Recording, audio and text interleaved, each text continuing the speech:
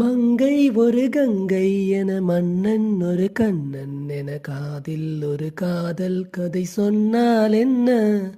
மங்கை ஒரு கங்கை என மன்னன் ஒரு கண்ணன் என காதில் ஒரு காதல் கதை சொன்னால் என்ன?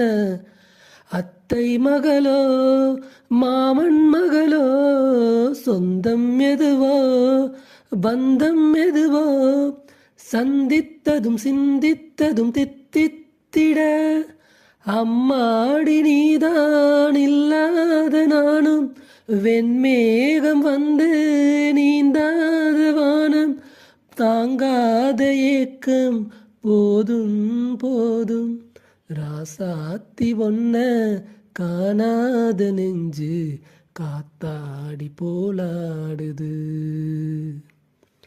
பொழுதாகி போச்சு விளக்கேத்தியா